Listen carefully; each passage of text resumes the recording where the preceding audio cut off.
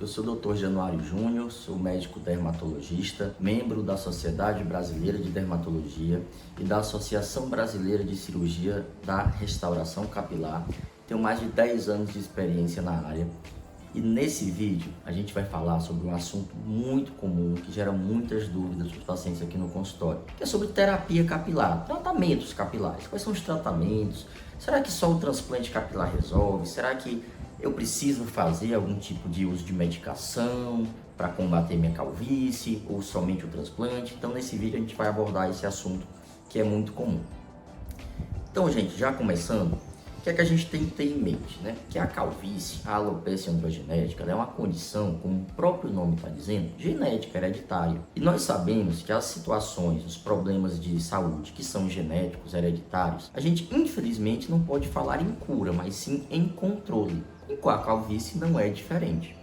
Então, a ideia do tratamento da calvície é controlar a progressão dela. Com os tratamentos atuais que nós temos, nós conseguimos, se o paciente também tiver disposto, tiver a disciplina necessária, nós conseguimos ter excelentes resultados no controle, no freio, com relação à progressão da calvície, tá certo?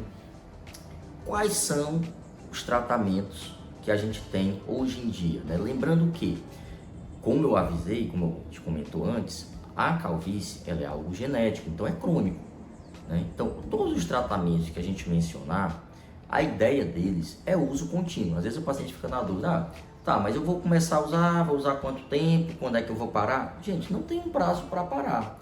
Infelizmente, as medicações, elas são de uso contínuo. Se você parar, o que é que vai acontecer? Você vai retirar aquele freio que você estava dando na progressão da sua calvície. E ela vai passar a evoluir na velocidade que vinha evoluindo naturalmente. Certo? Que isso vai ter a ver com fatores genéticos próprios do paciente. Alguns pacientes vão ter uma calvície mais forte, vai evoluir mais rápido, outros mais devagar. Mas o fato é que se você parar a medicação, ela vai continuar a evoluir.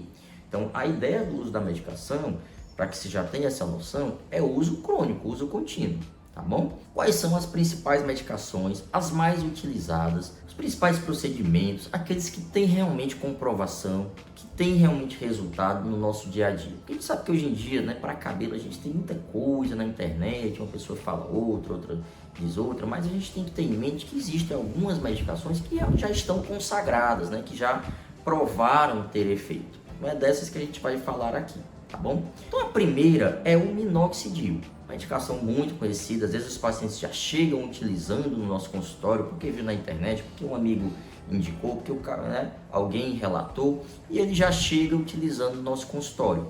Funciona? Gente, funciona.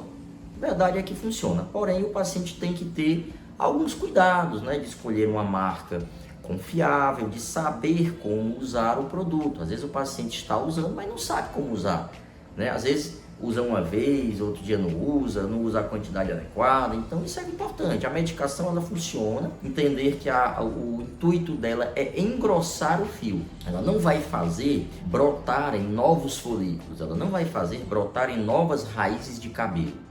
O que ela vai fazer é atuar na área onde existem ainda fios viáveis, folículos que ainda não estão atrofiados, e nessas áreas o remédio ele vai ajudar a estimular esses fios, a engrossar esses fios. Então o paciente vai perceber um aumento na densidade, né, no volume do cabelo, tá certo? E o resultado normalmente é interessante, ele vem lá para 6 a 9 meses, não é uma coisa imediata, você não vai usar hoje com um mês já ter um resultado vistoso. Tem que ter em mente que é a longo prazo, tá certo? Então existe uma forma de utilizar, é importante que o paciente se consulte com um médico dermatologista para ver direitinho esses detalhes de prescrição e etc.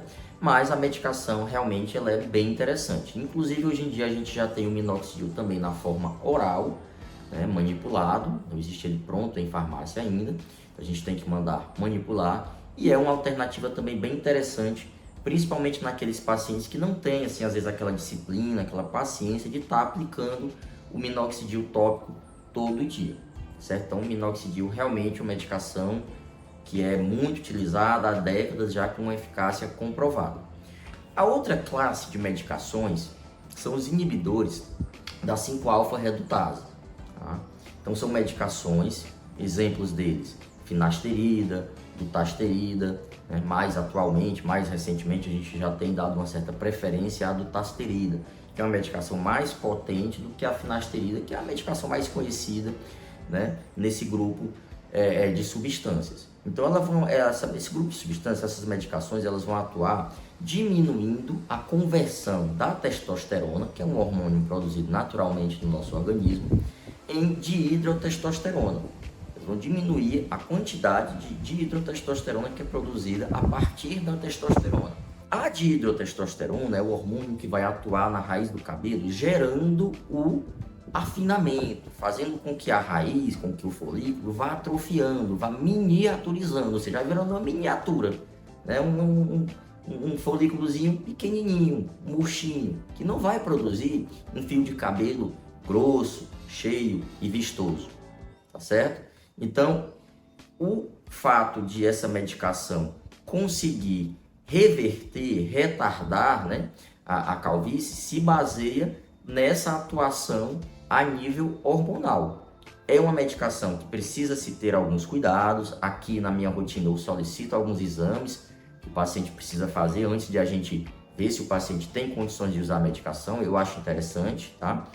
Fazer esse check-upzinho prévio. A gente precisa também ter algumas informações do paciente, de histórico, se tem algum problema de saúde ou não, porque é uma medicação que, como qualquer outra, pode trazer alguns efeitos colaterais, gente. Então não é assim, vai tomar e tá tudo lindo e maravilhoso.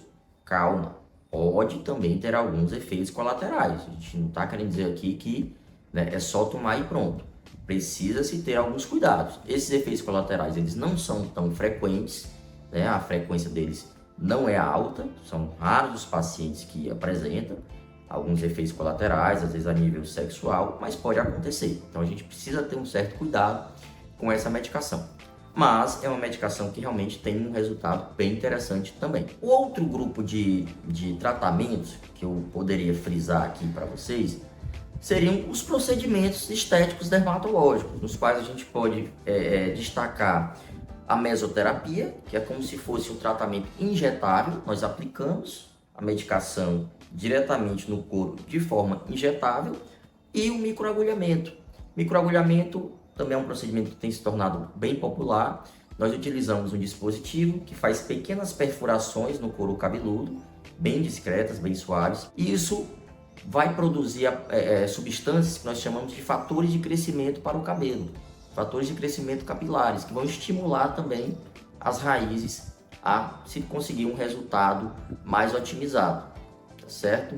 Então esses três grupos, né, que nós comentamos, a questão do minoxidil, finasterida e dutasterida, e esses procedimentos são os que, ao meu ver, na prática clínica, têm realmente tido os melhores resultados. Com relação às mulheres, será que é a mesma coisa? Será que não é? Será que é do mesmo jeito do homem?